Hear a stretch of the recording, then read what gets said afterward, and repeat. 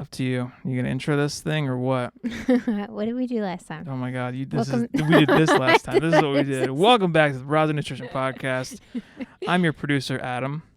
With me, as always, is Felicia Porrazza of PorrazzaNutrition.com. That's PorrazzaNutrition.com, registered dietitian, explorer of the Antarctic, inventor of the Post-it note. Wow. That's not true. She didn't invent the Post-it note. What are we talking about today? Fruit. I'm going to talk all about fruit today. Cool. What about fruit? What's the deal with fruit these days? Well, some best options, fresh versus frozen, that kind of thing, and health benefits, maybe a little bit about the fact that people with diabetes can have fruit and it's not the demon. So, all right. So obviously there's a reason to talk about fruit because we're not just going to discuss different fruits. No. So what's the thing that is the biggest point of contention for you with fruit and its possibly inaccurate perception? That fruit has too much sugar.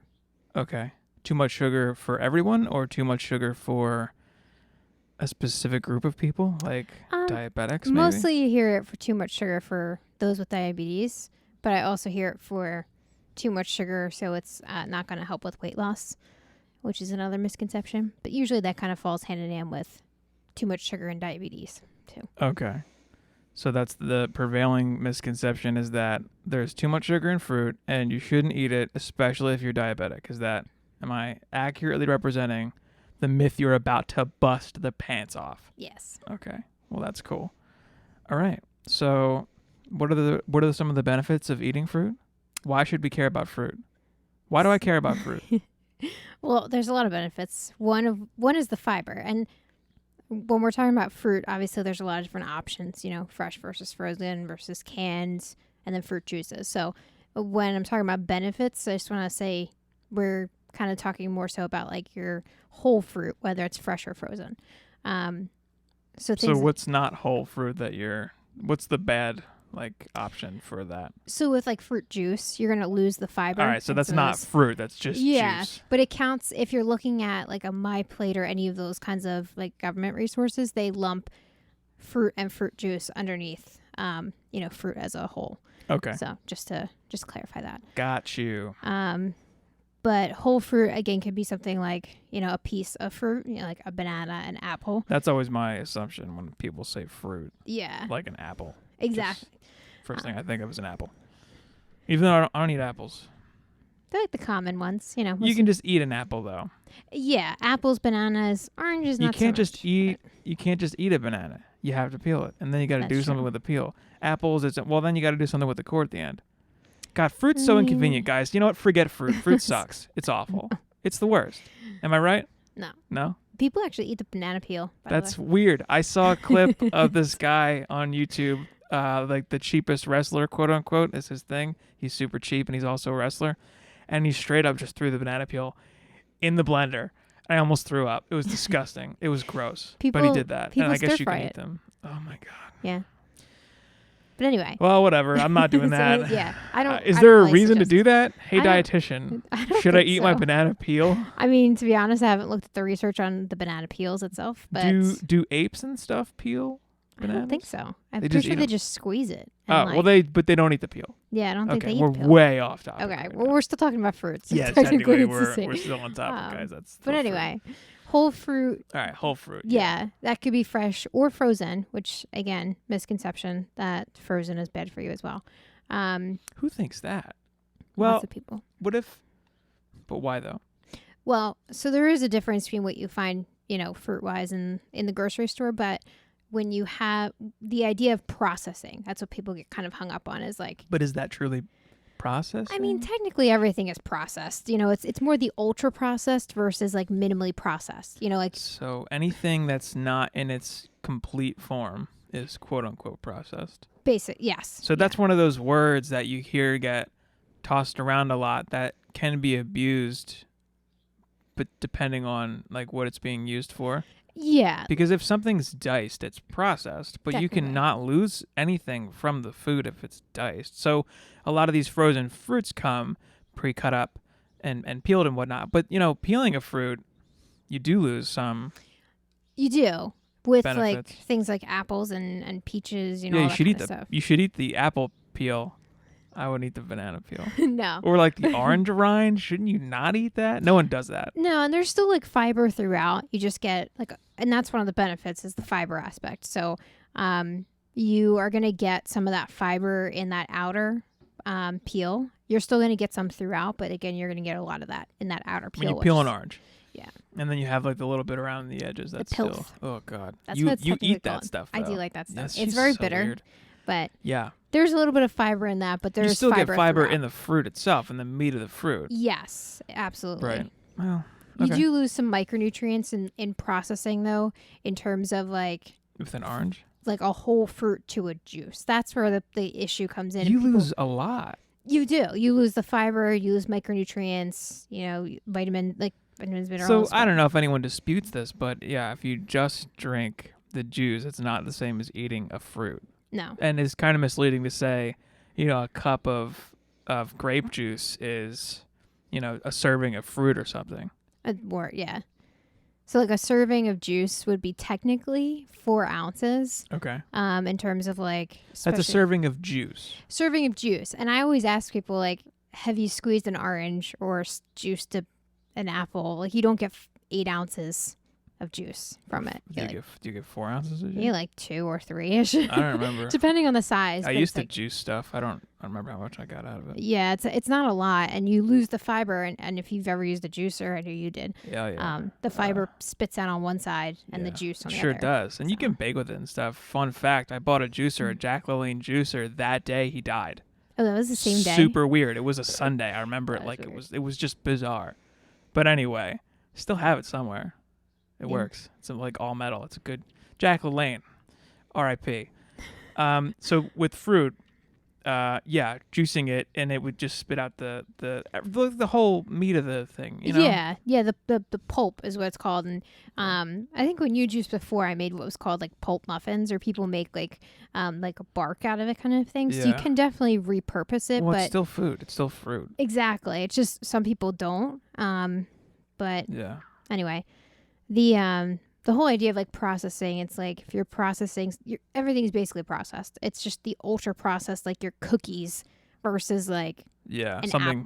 if it's not recognizable from what it originally came from, that's an indicator of many steps of processing. And essentially, the more steps away from processing, the more processed. But you gotta watch because that doesn't always mean it's bad. Not necessarily, no. And that's why I don't really like that term.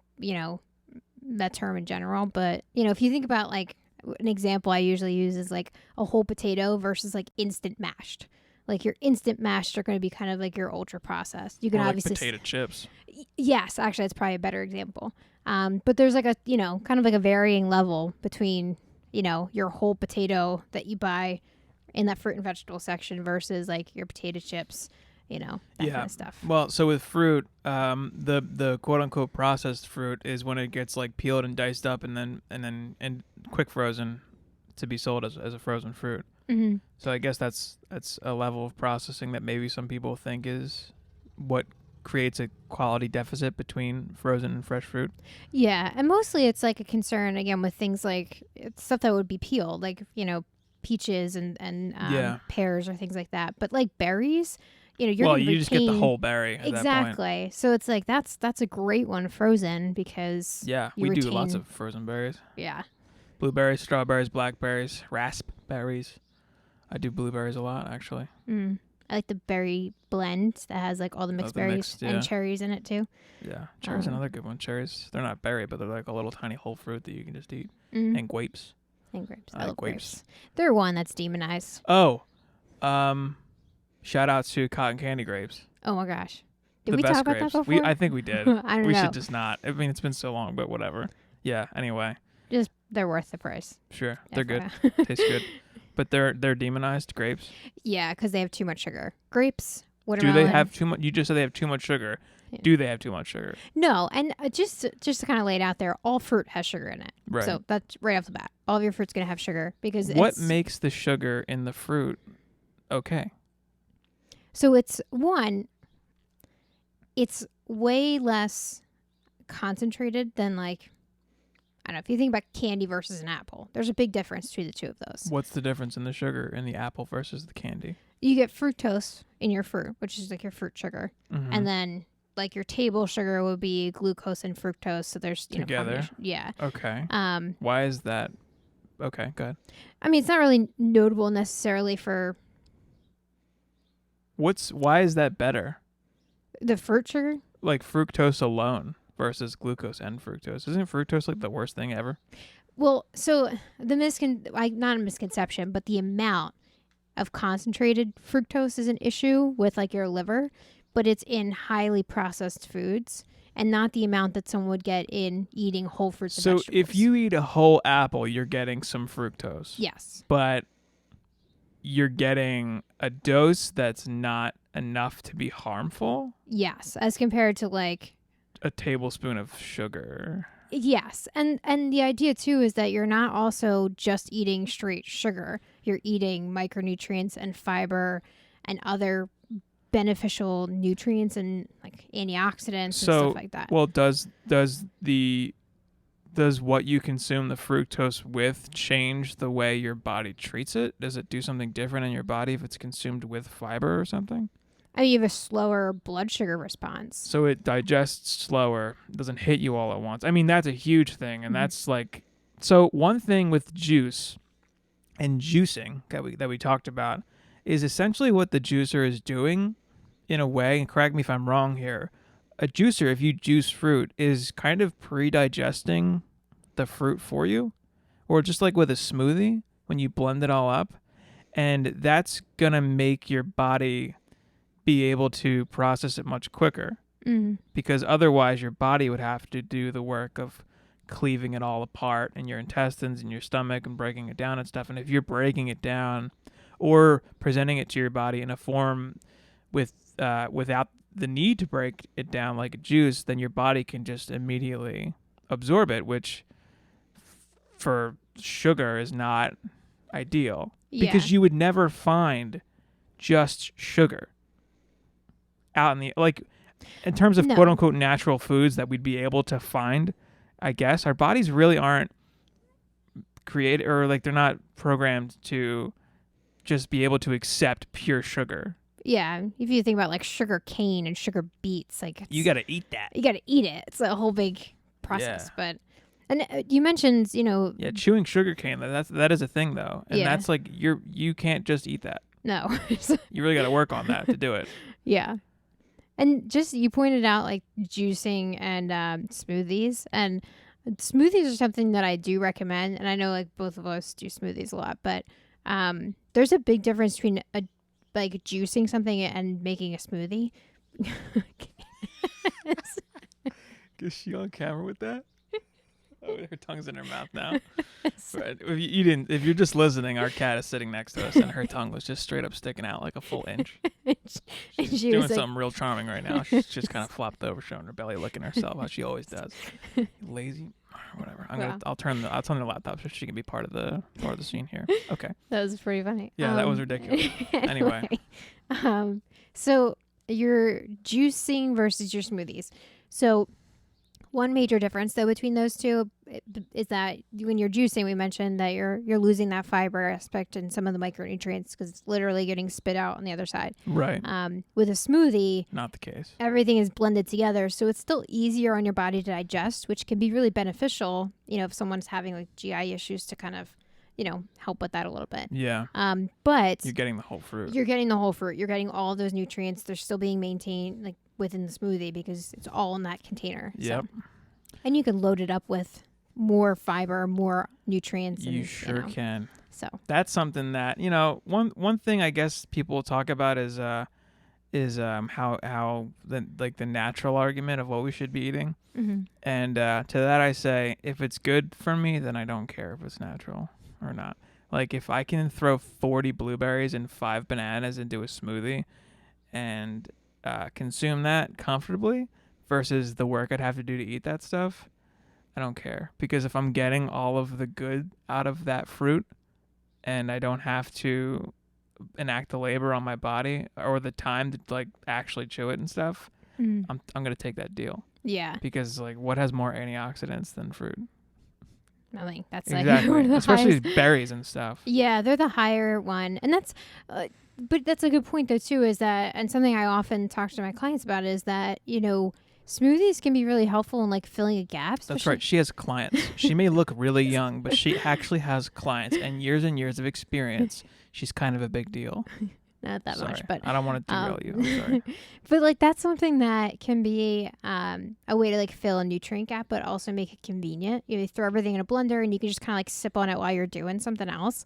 Versus like if you think about having like a huge salad and a whole piece of fruit on the side. And obviously there's benefit to sitting down and eating a meal, but if you're busy and on the go and you just need to get in nutrients or you're doing stuff, like it's a good way to just make sure you're getting enough. Yeah, so. It's funny. It's funny how I just when you were saying that, what it made me think of is like, okay, you have to go places. Some of those places are really far away. Mm-hmm. You could walk there. That's the natural thing to do. Or you could just get in a car and drive. Mm-hmm. Getting in your car and driving to cover massive distances is like the travel version of blending a bunch of fruit and sipping on it to get all the nutrients. You're taking a shortcut. You're making it easier on yourself. Which is, I don't know, that's me. It sounded brilliant in my head, and saying it sounds really stupid. So we should quickly move on from this. Okay. What are your favorite fruits to consume? To eat. Stop. Consume. What's your favorite color? What are your favorite fruits? That was a joke. I'm bombing hard right now. Sorry. What do you like? That. What kind of fruit do you like? My favorites are definitely berries. I mean, they're convenient. You just kind of rinse them off. High fiber, high nutrient content. And then bananas. And I do a lot of applesauce. Like I always have actual apples, but sometimes applesauce is just straight up convenient. That's one of your travel snacks of choice. Yes. Little cups. Yeah. And stuff. Little cups of the pouches, just because it's convenient. It's nice, like after a workout too, to just grab that. It's like a quick something. Yeah. Oh, yeah. And that's where it's sense. Like grabbing that versus like grabbing candy or like a junk food kind of thing is make it convenient for yourself, as much as you can. So. Yeah. When I was weaning off of soda, one of the things that you started getting the big jugs, the jars of applesauce, and I would we got the one that's got like a handle on it, and I would just do like that. It would be my applesauce. Yes. And I would do that at night, when I would normally go for like not good snacks. Mm-hmm. And the sweetness of the applesauce was enough to satisfy that craving.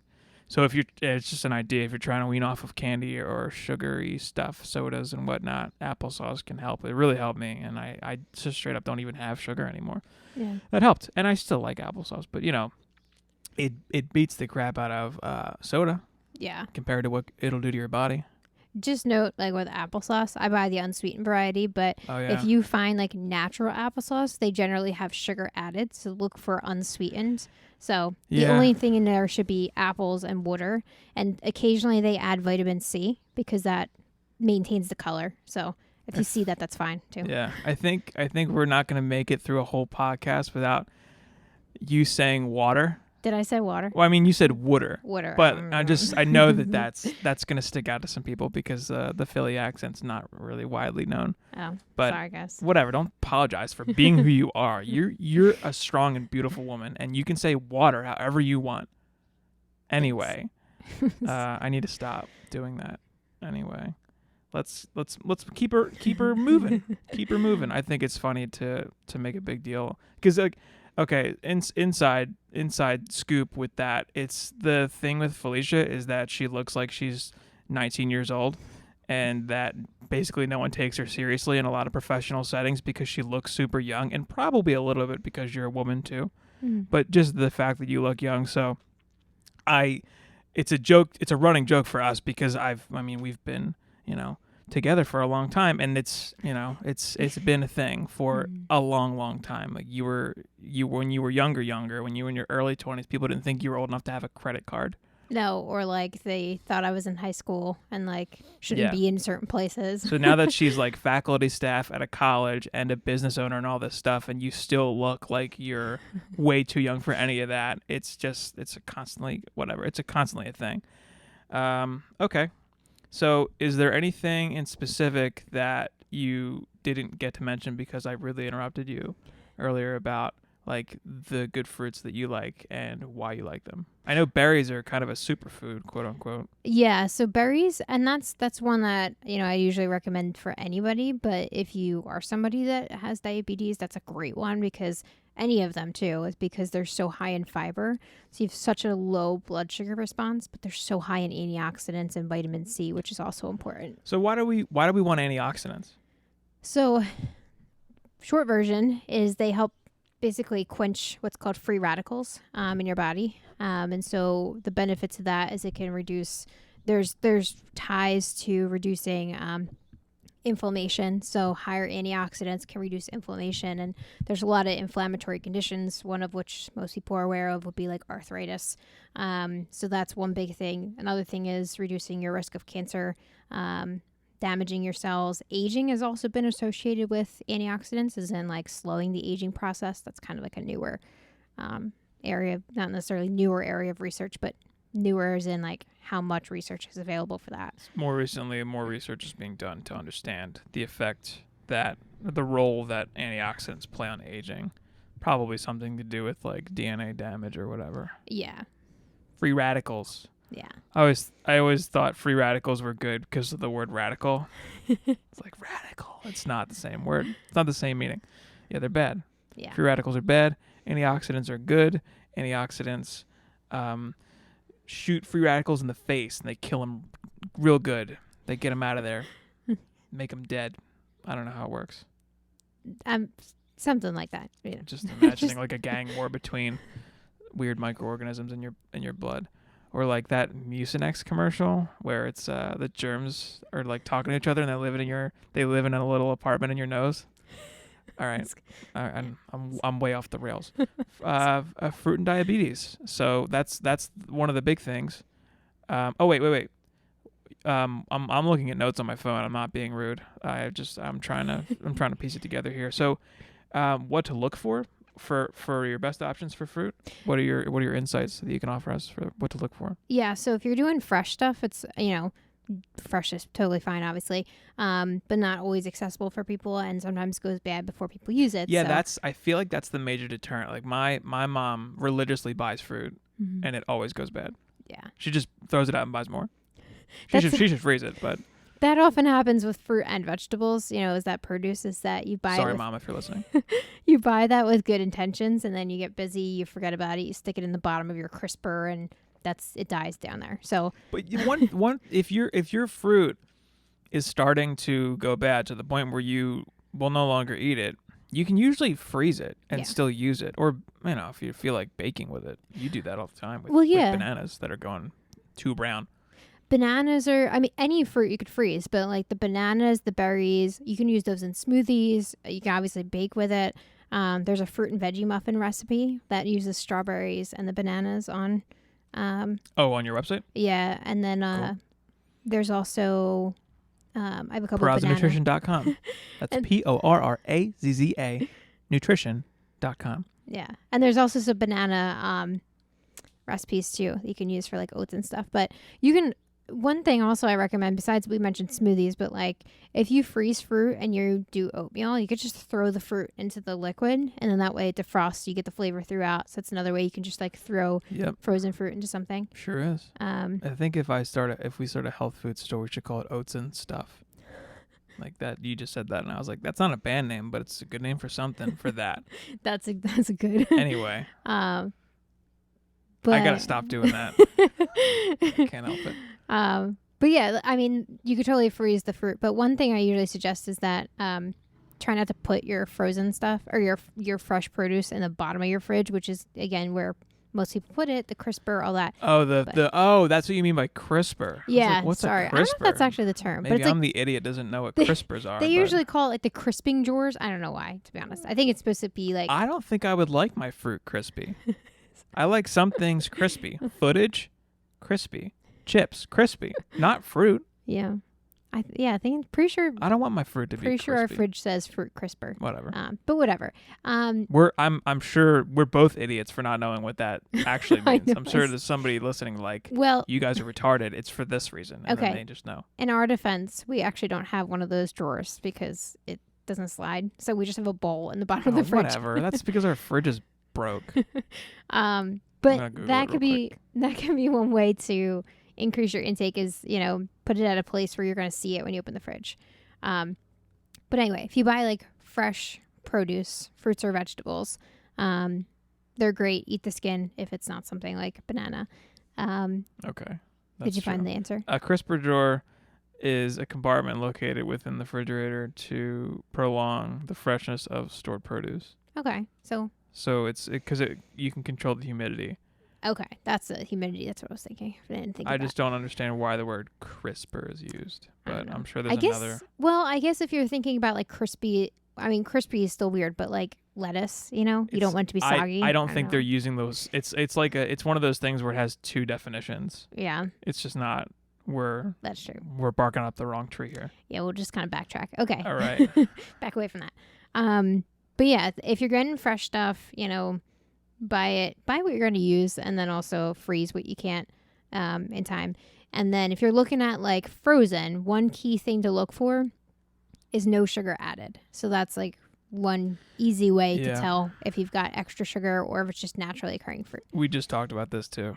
Did we? In the last one, yep. Where everything has added sugar. Oh, yeah. What were we talking about on the last podcast? Granola or something. I don't know. Yes, yeah. So no added sugar. Usually it's on the front. And if you don't see it, turn it over and the ingredient list should just list the fruit that's in there. Yeah, kind of the theme, I guess, with food and being better with buying healthier stuff is just that there's effort involved. Yeah. Because the companies that sell this stuff make it difficult to discover what's in their stuff that is secretly making you addicted to it. Yeah. That's why sugar's in so much stuff, and that's why so much sugar's added to stuff. They just want you to buy more because it'll taste better with sugar, and then you'll like it better. Basically. Sugar is super addictive. Yeah. It creates like a physical addiction. It's weird. Yeah. And then when you have it, it's like a drug. Mm-hmm.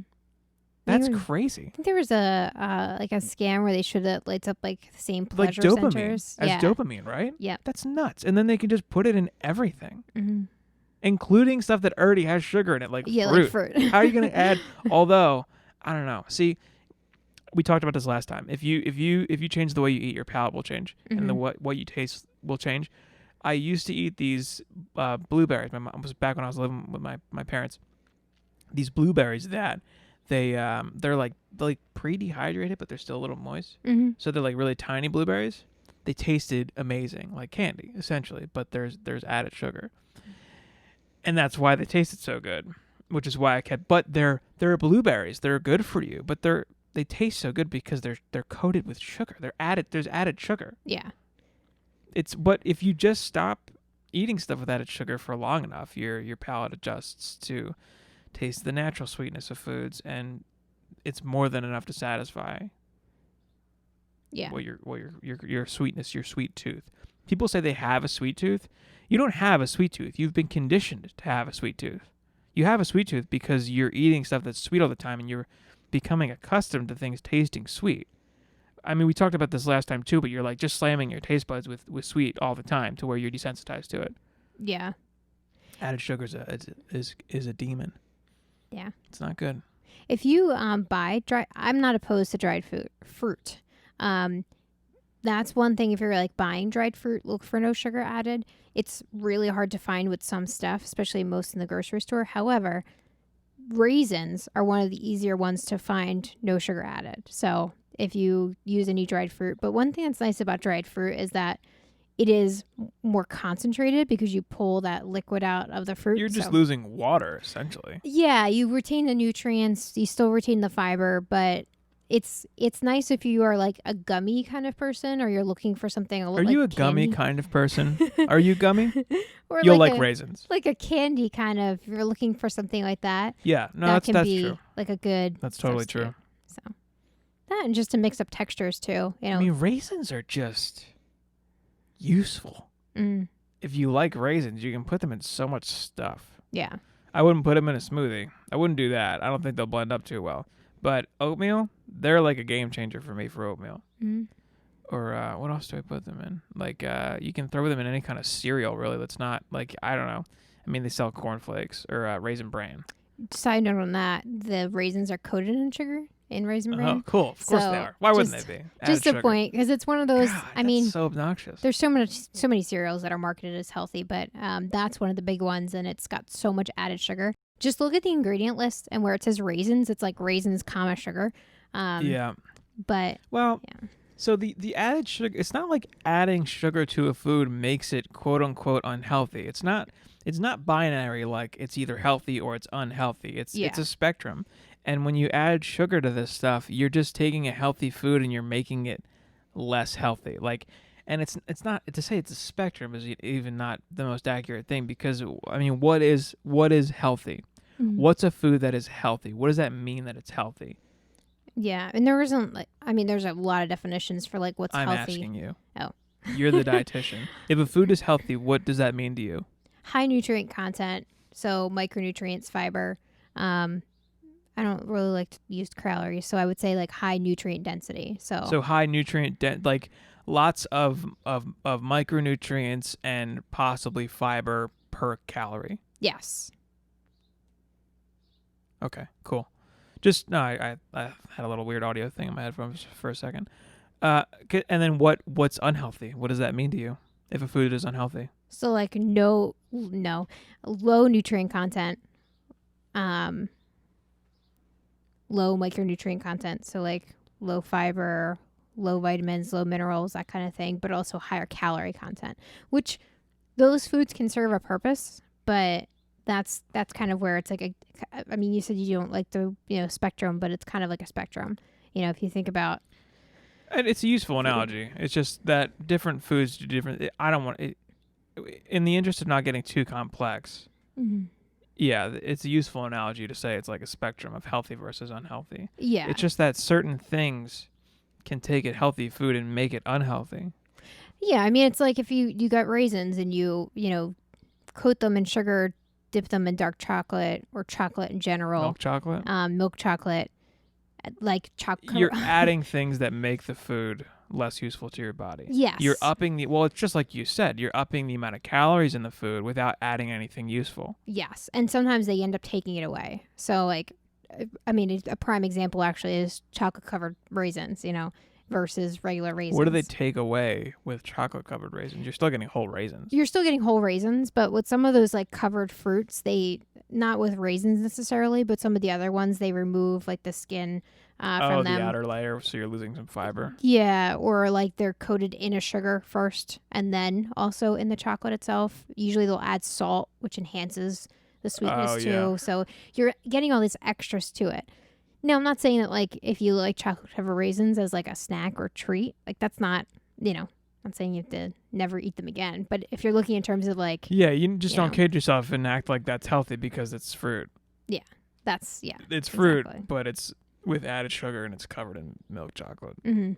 It's like adding micronutrients to soda. It's still not good. It's still soda, even if it's got just added vitamin C or whatever. Yeah. And And then if you think about what's better, eating this versus that. So that's an interesting thing because we were just talking about fruit juice, and you said like you can't add micronutrients to soda and expect it to be it's like polishing a turd.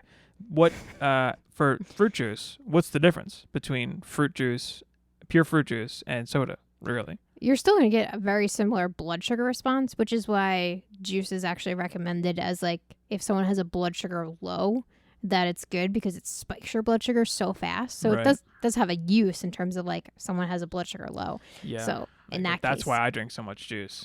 It's because I feel like that's why I was pounding Coca-Cola. Yeah. That's why. or like if there's like kids, if they need to add calories. I mean, there's other ways to add calories, but juice is higher calorie, It's an low easy way to fiber. add calories. Yeah, it doesn't fill their stomachs as much. So you know, just very jam it on particular in there. circumstances because there's limitations on juice for kids. But again, in the event of like really active kid that maybe eats a lot of fiber, that could be a way to like fill a nutrient gap to just add calories. That's such a niche thing. It is, and that's so I just wanted rare, to point that out though, because but it's possible. So it you is have possible. to disclaimer: this isn't true for 100% of people. Yeah, Just 99. You know, that kind of whatever. But fruit's okay. Fruit's good for you. That's kind of Fruit's good for you. the general gist here. That fruit is okay to eat. In fact, there are people who eat tons and tons and tons of fruit that doesn't present a problem. And there's no, well, here, and it's easy to just talk about anecdotes and act like that's some kind of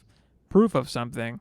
You know, at the very least you'd want a case report, but there are actual studies on people who eat lots of fruit, plant foods in general, and test their markers for, like, relevant markers for health to see the response. Yes, absolutely. And I don't know if this was too nerdy or not, but I pulled like a couple of research studies that like just like some of the underlying. It's not too nerdy. The link will be in the description if you give it to me.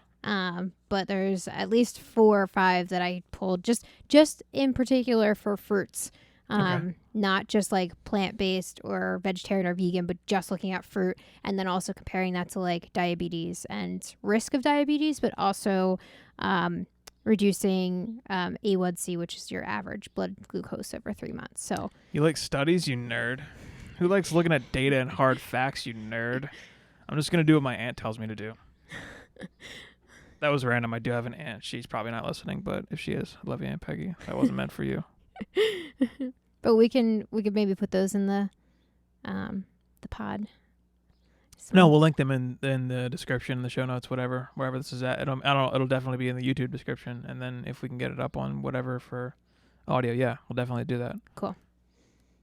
Point being that there are actual studies, there's data to show that fruit is not harmful, and that you shouldn't treat it like it's something to avoid. There are definitely foods that you should not outright shouldn't have. Like, you just shouldn't eat anything deep fried. You just shouldn't.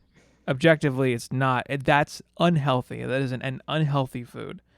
Like donuts, kind of unequivocally not good for you. Deep fried sugar, not the best thing. Fruit is good. And there are objective measures for this stuff to display that very clearly, that in terms of what it does in your body, it's not hurting you, and that you actually benefit. Yeah. Or and that at the very least, it's not having a negative impact on relevant markers for your, like, blood work and longevity and stuff. Yeah, exactly. There's research, and again, we can link this, but there's research to show that it reduces your risk of diabetes, but then also people who have diabetes, it actually doesn't negatively affect their A1C or their blood sugar numbers. And that's, again, for your whole fruits, whether it's frozen or fresh with the skin versus fruit juice, because there's a study we can link that talked about the difference between, whole fruits versus juices and, there you go. Diabetes. All relevant studies being discussed at this moment will be linked in the description. Awesome. I'm just, that's one of my things for this stuff. I like to follow the data, no matter what it is, because I know that it's not enough to listen to somebody talk about something and just go off of that.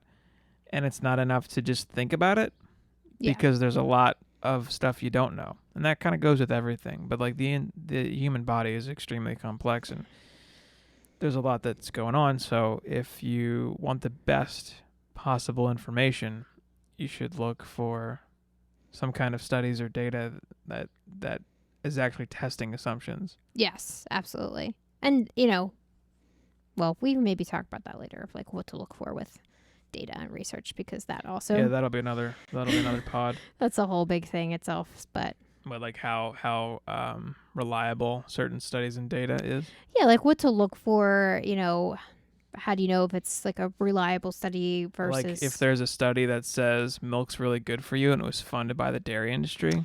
Yeah. Should maybe question that. Or like a study that's done on 10 people and that's it. It's not a good size of that's people. That's not a good sample size. So from what I understand, the best caliber of study, and this is for everything, not food related, just everything, is a double-blind, placebo-controlled study. Yes. Because, and I'm just going to unpack it really quick. Double blind means that neither the participants nor the researchers have enough information to introduce bias and skew the data. And also a placebo control means that there is a group that is, correct me if I'm wrong, there is a group in the study that has the placebo, that where essentially it's nothing. So they're not actually participating. They're kind of the control. Yeah, they're not getting, let's say they're giving one group a cholesterol medication, the other group is getting a sugar pill. Yeah, you know, it's so just nothing. Yeah, but they don't know. One thing to just point out, though, with like food studies is that it's hard to do placebo foods. Well, yeah. Just, if you're looking for that kind of thing in terms of like studies, that's going to be hard to find. But there's still a lot of ways to. Well, there are ways to do it. So like one of the common ways is when they're changing people's diets to see if, when they were doing a study to see what micronutrient or what macronutrient has what effect on your body. It's like they had one group eat 80% carbohydrates, one group eat 80% fat, and one group just not change their diet at all. Yeah. Like that's how you can kind of placebo control a study, where you can get a group of people that you study them and then you just tell them, hey, don't change anything. Yeah. As an example of one way it's done, that one way that it can be done. Mm-hmm. But that is probably the highest quality of study. And like you said, if a study has 10 people, that's just not enough people, because if 2 people in that group have some whatever reaction, now 20% of 10 people is 2. That's just not enough. Yeah. And if something is like 20% likely, or there's a risk of 20%, that sounds significant. But if it's 2 people out of 10, and if you were to have, say, done that same study with 1,000 or 10,000 people, you would have very different results. Yeah. So that's a good point. Something to look for that. That's not really to do with fruit, though, and we'll do a whole podcast on that, because you're, as someone who looks at the literature a lot. I mean, you look at that stuff so much. I do, and that's one of those things too that like I'll often get people send me stuff to say like, I saw this on the news, or I saw this where they're citing like one study, and then someone actually was just asking about supplements yesterday, and it was like a weight loss supplement, which is something else we can also talk about in another podcast. But the first thing I did was research, everything, and looking at some of the studies that they used to support their product. One of the studies was done on 10 people. That's why that's the data. Yeah, that's pretty crazy that you think that that's reliable. And then I hate when people go, well, I have my studies and you have your studies, like it's all the same. Yeah. That's not how it works. That's not how it works. And just in general, the more lines of evidence, the better. So if you have like 600 different survey studies, or like a meta-analysis where they pull all the studies of the same concept together. And then they kind of go through it like that. Yeah, that kind of supports that, hey, this is probably like fiber and heart health. That's been widely studied. Also, work that's peer-reviewed is Yes. important.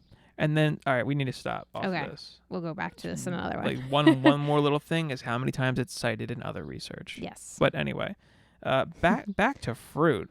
So I know a lot of people have this conception of fruit that it's not good for you, too much sugar and whatnot. One thing we kind of trailed off on is what fructose does in your body, and the fructose in fruit, why it's not as big of a deal, and we kind of glossed over it quickly. So just to summarize it, the fructose in fruit is not the same as sugar that you'd be consuming just blatantly in its own form, because the fruit has other things.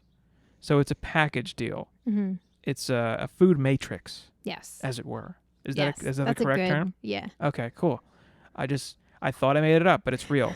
So it's the fiber and then the micronutrients. So you're getting a lot of good there with a little bit of not so good, but even so, it's the fiber. The problem is that it hits you all at once like a truck, and your liver's just got to deal with it in one shot. Like the fructose, I assume. Yeah, but if it's a ton of liquid fructose, yes, the concentration is the problem. That's yes. The dose makes the poison, essentially. Exactly, yeah, because you're getting such low levels in comparison to like your highly processed foods that have high fructose corn syrup, or other variations of fructose in them, and the concentration is so much lower in whole fruit. So regardless of the fact that you're getting other nutrients in there. Yeah, you're just getting so much less fructose than you would be from like any other thing that has from added sugar. Yes. Yeah. Comparatively. you really, so with food and with the healthy foods, you just want to get as much of the good stuff in you as possible. You want the fiber, you want the micronutrients. You need as much of that as possible. Mm-hmm. Whatever you can comfortably consume of that stuff, because there's a lot of you can't. It's hard to overdo it. Like, you can totally have too much fiber and be in a lot of pain, but you need to try to do that. Yeah. It's not easy to do that. Or you can, there are ways to make vitamins dangerous, technically speaking. And I feel like I shouldn't even say this, but someone's going to call me out if I don't, I think. Yeah, you can have too much vitamin C. There's a vitamin C toxicity is an actual thing, but you need to take vitamin C supplements. Yes. You're not eating enough oranges to do that to yourself. You'll throw up before you do. That's like the big thing. And with vitamin toxicity and mineral toxicity, most of the high toxicity levels are set at like at the UL is what it's called, is like 100 times less than like where someone would see issues basically with toxicity. But most of those, when you say UL, what's that? Upper limit. Okay. But most of those are most of those are associated with supplements, like as you mentioned. Yeah, you got to take a bunch of vitamin C pills. Yes, and you know what happens if you take too much vitamin C? You pee it. No, if you get like too much vitamin C, you get the runs. Oh yeah, nausea's one, upset stomach, and it depends too. Like, we're talking about vitamin C, it's water soluble. A lot of those like extra nutrients. So if you take like a multivitamin, you'll see that like B vitamins are like 6,000% of your daily value, but like a lot of those you pee out. Literally, that's what happens. They're water soluble. I know with vitamin C from experience, because one time I thought I was going to be smart and beat my cold and mega dose vitamin C, and I took like 8 vitamin C pills. It was really stupid. Yeah. And then that night wasn't a fun night. Nothing bad happened, really. I just had to hit the bathroom like 4 times. It was uncomfortable, but then I was fine. Side note on that, vitamin C can possibly only reduce your cold symptoms by 1 day per year, so it's not significant. So it's actually not recommended to take vitamin C supplements to prevent a cold or treat a cold. However, so what do you want vitamin C for? Vitamin C does play a role in immune health, and it also it also helps in terms of helping your wounds heal and your cuts heal, and plays a role in your gums and stuff. So it's really important. And you won't get scurvy. Yeah, you won't get scurvy. It's still obviously very important. It's just, I'm talking about supplements here, like over the recommendation. It's so easy to get vitamin C because you could just eat an orange. Yeah, probably a bad example. Like, so much stuff has vitamin C in it. Yeah. But you mentioned toxicity. I just want to point out that I've only ever seen it in food with someone who was juicing, and it was with carrots, and they were doing squash and carrots, and they ended up with they turn orange? They did. They had like an orange hue to them. And it went away after they stopped doing that. But that's like a rare circumstance. So they went nuts juicing like 40 carrots a day, every day for months. But that's all they were consuming too. They were like just carrot juice? Yeah. And what a weird thing to just. This was before they came to me, and they came to me right after. Did they come to you orangey? Yeah, they were very. That's weird. so It was weird. like the fake tan stuff, but it was. But just, it was not fake. Like a hue. It was the just real very odd. You heard it here first. If you want to look healthy this summer and you want to look really golden and sparkly, you want to look like a Greek god, you got to juice like 50 carrots a day every day and drink that juice for like a month straight. Start now. It's June. You're going to have that bronzed beach bod. By July, you heard it here first. PorrazzaNutrition.com endorses juicing tons of carrots to look like a Greek god on the beach, to look like a Spartan warrior. That's not true. Don't do that. Don't do that. And just as a side note, everything stated is for educational purposes, not to be used as a substitute for medical advice. Okay. This is not medical FYI. advice. FYI. Disclaimer. Speak to your healthcare provider. Yes, speak to your doctor about Adderall. Speak to your doctor about Juicifan. No. It's a new medication. Okay. Okay. Let's move on. Every drug commercial. Oh, whatever. Speak to your doctor. That's what it makes you think of. I don't know. But yeah, it's really hard to basically have toxicity with these nutrients if you're just eating food itself. It's mostly an issue with supplements. So I don't even know how we got onto this point of toxicity. I mentioned that it's possible because I was going to go on a point about like you can't overdose on. You can't eat so much fruit that it's bad for you. Oh, In terms of like the practical sense, where your stomach will fill up a lot faster before you do some damage. Yeah. Which is just not true for donuts. Yeah. One thing just to point out, which is kind of the argument against smoothies, is that they're easy to consume. So someone can easily consume very high calories, lots of concentrated sugar. And, if you think about it, if you have in a smoothie, 40 blueberries, an apple, an orange, it would obviously take a lot more to consume it, as in like chew it up. But that's not a reason to like not use smoothies, like we mentioned with convenience aspect. It's fruit though. It's not charred bacon fat. No, and it's like that's one big thing. Or like I've had people who they have a smoothie, they don't feel satisfied, which I think might have been something we talked about before. That's bizarre. Well, it's the act of chewing that they miss. Okay. That's where I don't miss that. That's where you can do like a smoothie with something, so like with a meal to again just kind of fill the gap in terms of like fruits and vegetables. But yeah, it's deceptive, I guess, in a way, because your body primes your appetite and your level of hunger off of the active chewing and the slow intake of calories. Yeah, and like the sitting down and like seeing the food, smelling it, that there's a whole experience. Yeah. But again, or some people what they'll do is make a smoothie and then freeze it and have it like an icy kind of thing. So it's, it's like an experience and not just, drinking a smoothie, but it's also, it could be a good like substitute if they're looking for like something to pick on at night, freeze a smoothie and then just kind of like eat it. Yeah, like that. Sure. And you had that Yo Nanas thing. Oh yeah, I still have which it makes ice cream. It's not ice cream. For if you're listening, I air quotes. It's not ice cream. It's a tasty frozen treat. Sure. Yeah.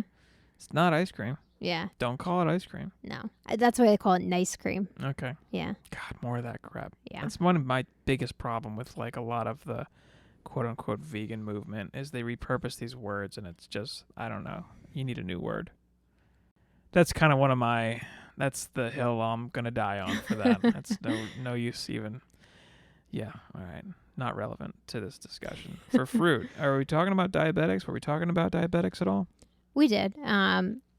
That's one of the things with the research. So we said we'll post some stuff. But basically, research shows that it can help with preventing diabetes, and it also can help with blood sugar management.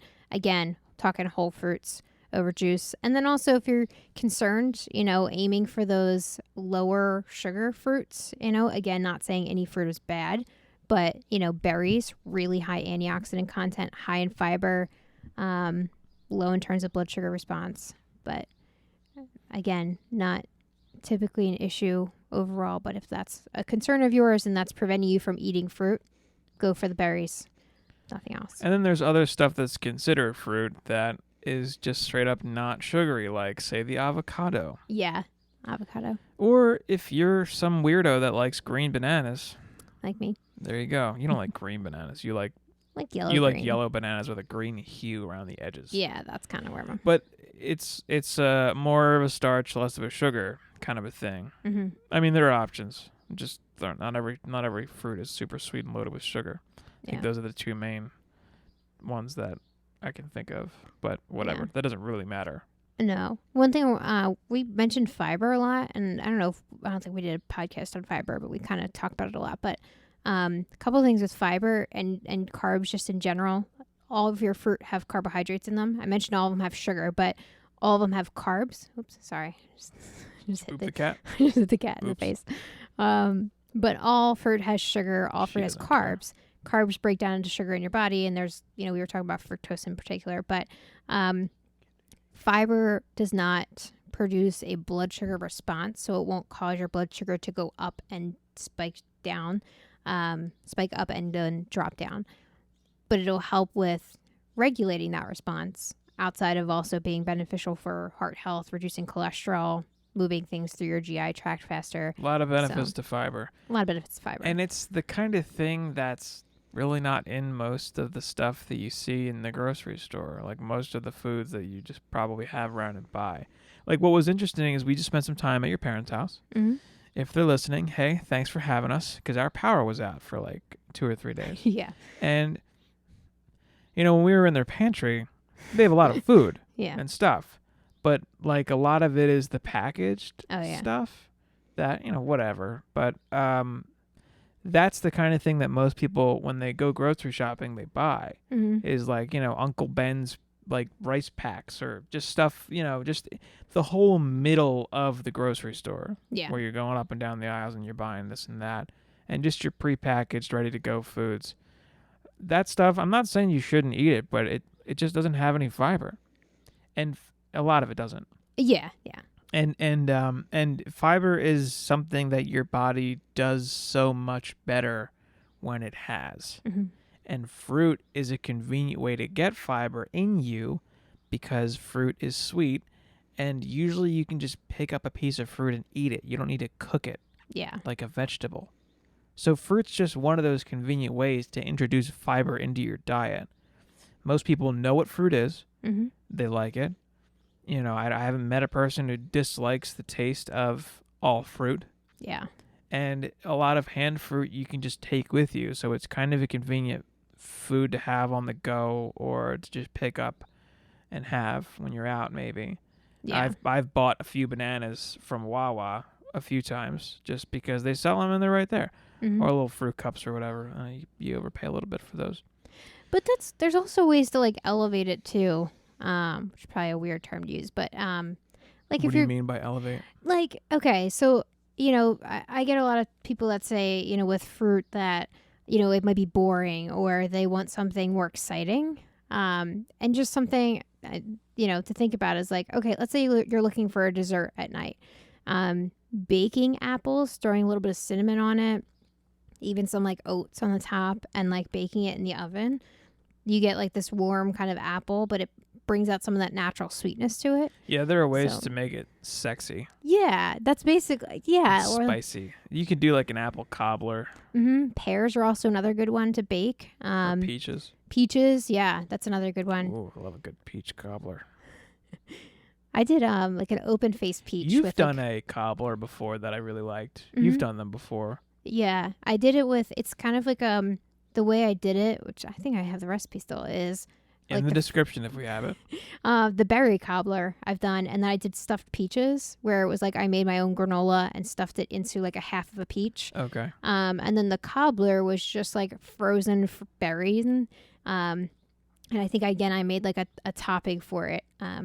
Yeah, and when you bake that sort of stuff and you make it, you keep it still healthy. Yeah. It's like oats and yeah, and that's the kind of thing you mentioned earlier, like there's some of that stuff where I'll add like maple syrup to it, but it's like one, it doesn't, it's a small amount, and it doesn't negate the fact that like I'm using whole fruit and all that kind of stuff. Yeah, you're still getting a lot of good stuff. Yeah. So it's like, do you want that to be what you do for every snack? No, not necessarily. No, but seriously, could be the fact that you can like there's not that many foods that are healthy and good for you that you can just walk into your kitchen, pick up and eat right away. Mm-hmm.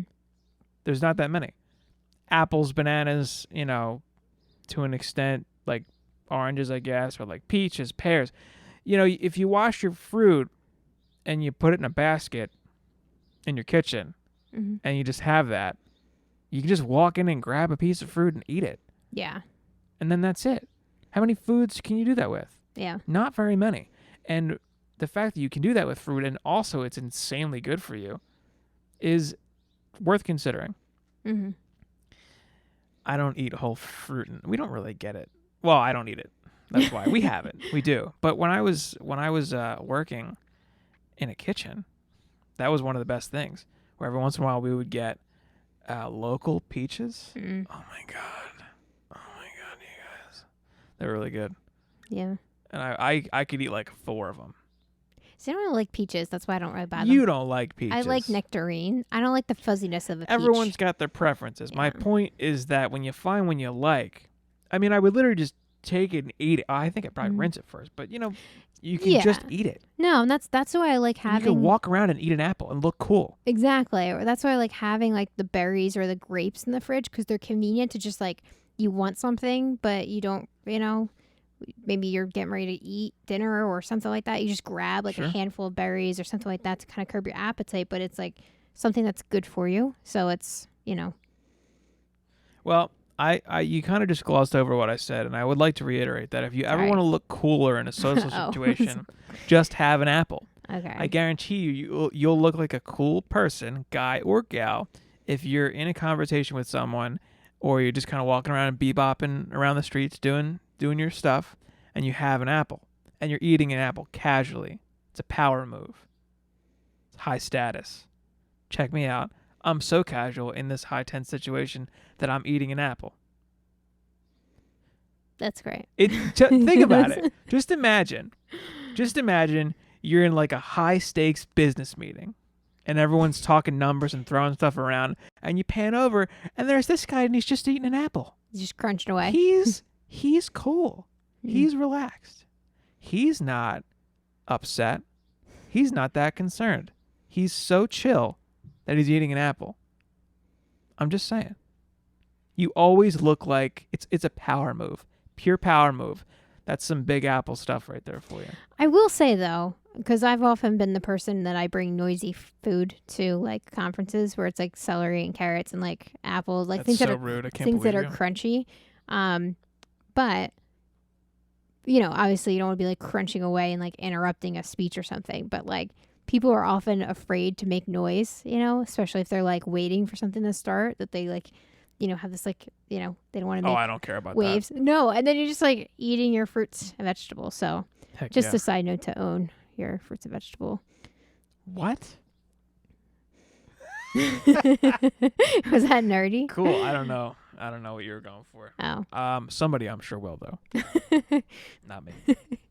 I kind of lost it in the middle there because I was preoccupied because the cat just started licking my hand for no reason. Oh. As she do. It's a power move. And next time you do anything, ever, I don't care what it is, next time you're in public, next time you're in a high-tense situation, next time you're in a serious, important meeting, just eat an apple in the middle of it. Everyone's going to know what you think because it's a pure power move. It's alpha. I don't care if you agree with that or not. That's how alpha I am. I should be eating an apple right now. In fact, I thought about it. I thought about doing it during this podcast. Wow. Just be eating an apple and then going into how it's a power. Okay, I'm Okay. done. I'm we have sorry. apples and pears in the fridge. All right. And So, oranges. is there, and I hate to beat this over the head, but like I feel like diabetes is the big thing with fruit. And is there a type of fruit that people with diabetes should eat less of? Is there a concern that certain fruits are not good for diabetics? I mean, there isn't a lot of supporting research. That's one of the issues there, is that there's anecdotal or what people find affects their blood sugar more than others. And that's where it's kind of like a case-by-case approach. Right. I sometimes have, people who pineapple will spike their blood sugar really quickly, but it depends on what pineapple they're eating. Like, are they eating a fresh pineapple? Are they eating canned with added sugar? So there's a lot of layering factors there. Mhm. But if that's again, there isn't a lot of supporting research to show that eating certain fruits will cause your blood sugar numbers to spike so much more. With that said, if you are concerned about your fruit intake, again, aiming for your whole fruits, aiming for things that are higher in fiber, which have a lower blood sugar response. So like your berries, any of your berries, your cherries, again, fruit with the skin on.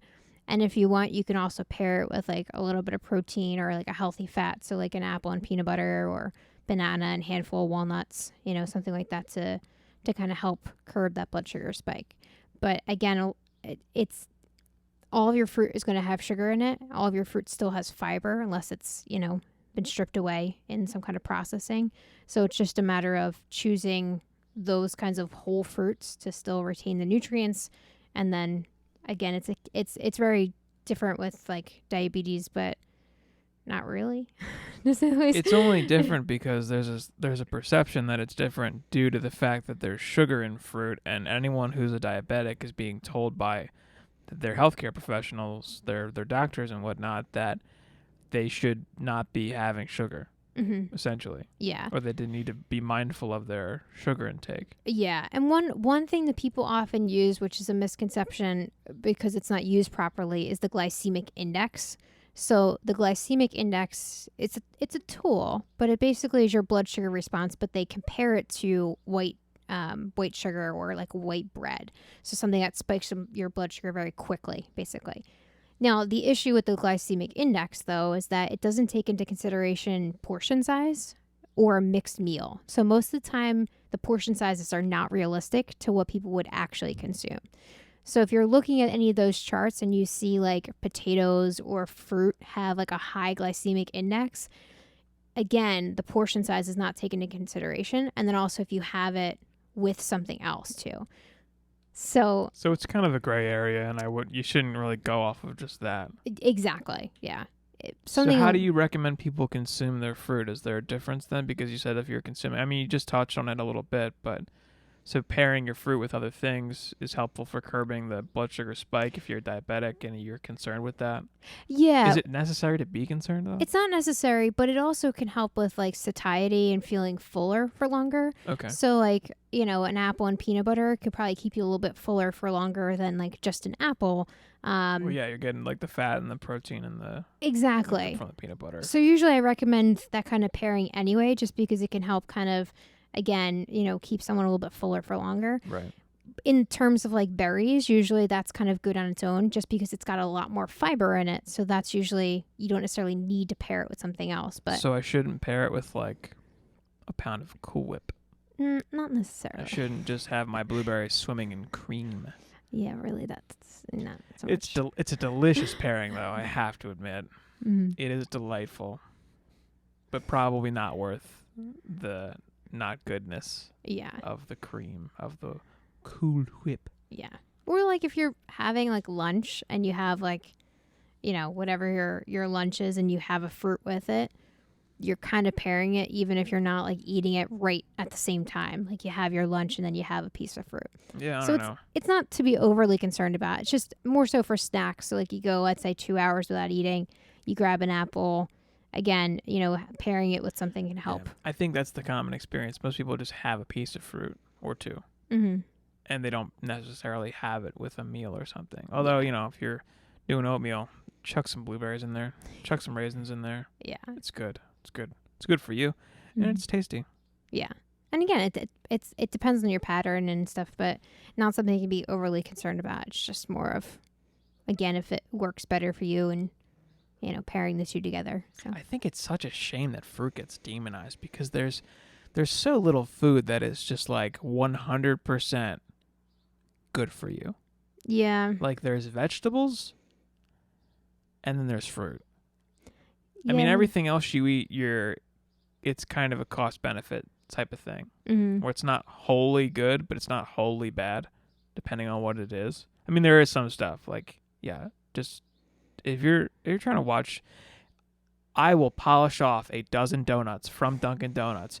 You give me 6 strawberry frosted and 6 Boston cream, and I'll eat them all. But I shouldn't do that. It's bad for you, right? Yeah. What I'm saying is, though, you can't really do damage with fruit and vegetables. No. You can't really hurt your body. It can essentially just help. Yeah. Your health. Exactly. You're positive. And that's one of the things to talk about is like adding it. Just start adding it to what you're already doing. Just not even concerning yourself with eating too many calories and you have to take things out because just getting the micronutrients and the fiber in you is so valuable. Yeah.